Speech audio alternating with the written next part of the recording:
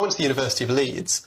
My offer was 3 A's. That was the standard offer for politics at University of Leeds. For an international student, it was 2 C's and a D. Because they're money makers. Because they're money makers. So we need to get rid of that. If some universities fail, really, should we be propping them up? For the same degree course? For the same degree So course. then essentially, did you find that the first year was all about just bringing everyone up to speed with a basic Absolutely. level? There were people with What a waste of translators time, in our lectures.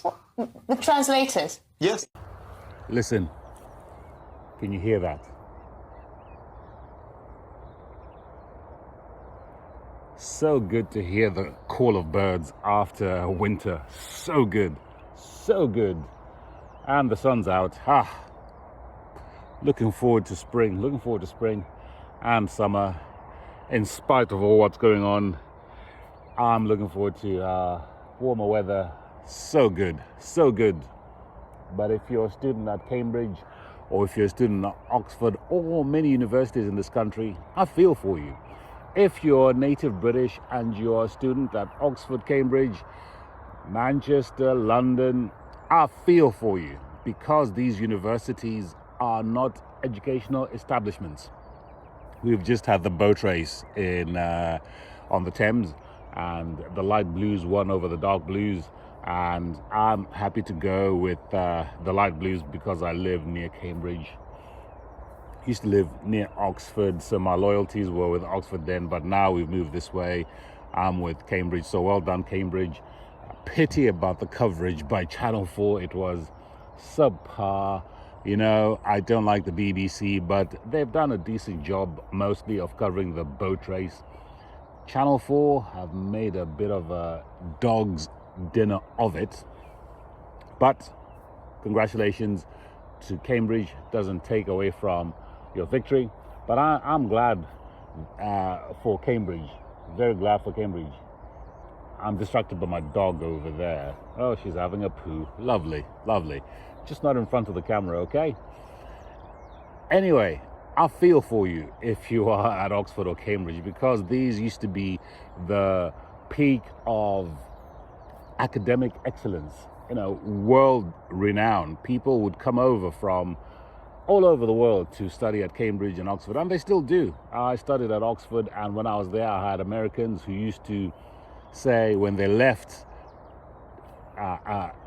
America to come over here, they'd say, "Oh, I'm off to Oxford," and people would be like, "Are you off to Oxford, Massachusetts?" And they'd be like, "No, I'm off to Oxford, England, the Oxford of the Spires, the Oxford of C.S. Lewis. That's the Oxford I'm going to." And there's still so much honor, prestige to these institutions, but I think it's quickly fading away. And I feel for you if you're at any of these institutions and you're native British, because these institutions are actually prioritizing foreign students over locals, because foreigners will pay a lot more money to come here. Foreigners are sustaining these universities, and the law of economics, you get what you subsidize. And because of this, they are actually prioritizing foreign students over locals. Foreign students get in with lower grades than locals, and they don't even have to speak proper English.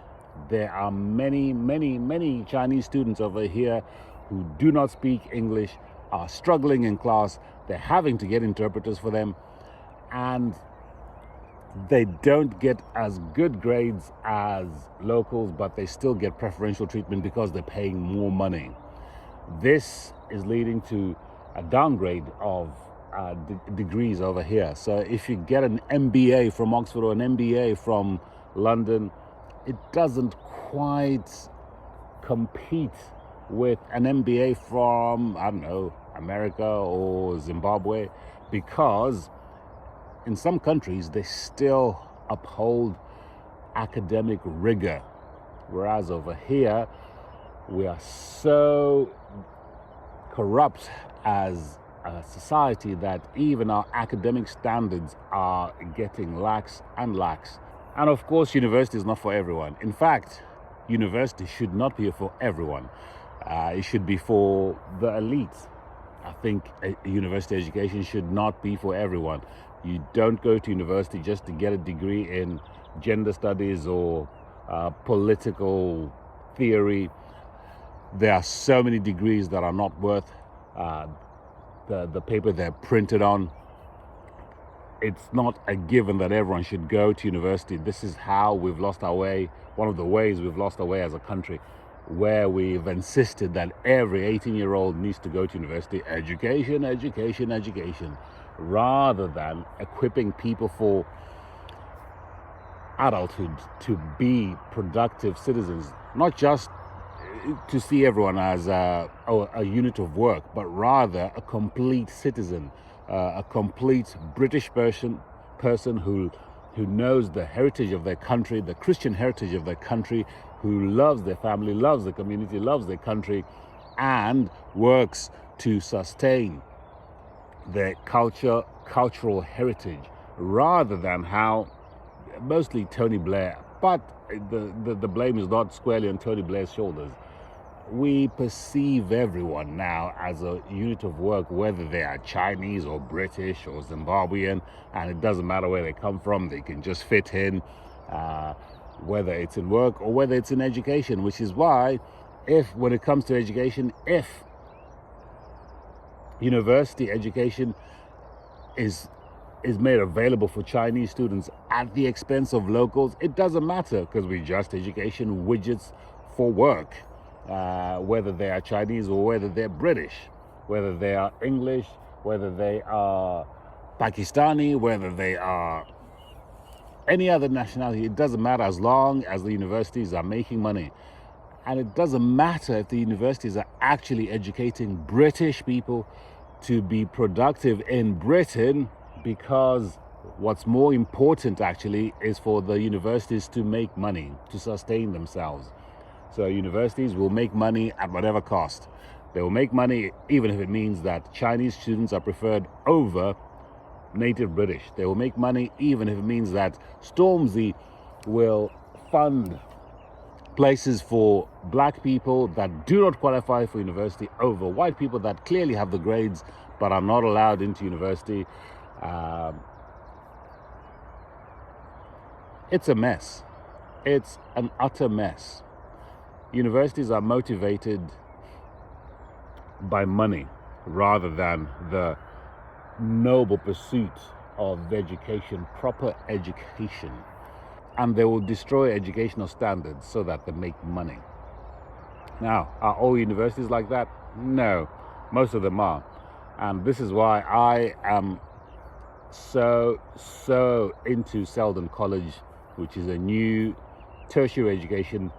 It's not new anymore, it's 1 year old now, and it's in Oxford, and it's recapturing the essence of education. A liberal education is not ashamed to be biblical, it's not ashamed to be Christ-centered, it's not ashamed to be academically rigorous, not ashamed to equip students to be critical thinkers, not ashamed to equip students to be upright citizens of this country. I love Selden College and what they're doing, and if you are considering a tertiary education for your child, even if I know most people that watch this channel are my age.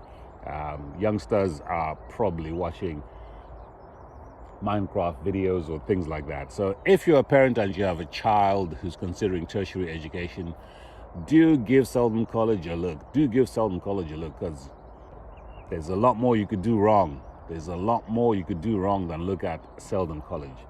I think Selden College is well on its way to becoming a prestigious institution, because it will have prestige and honor, such that employers will look at two candidates, one who's got a qualification from Oxford or Cambridge, and the other who's got a Selden College degree, and they will go with the Selden College degree person, even if they are underqualified on paper, because they will know that the Selden College person is a critical thinker, is a Christ-like thinker, whereas the Oxbridge graduate will probably be a diversity hire.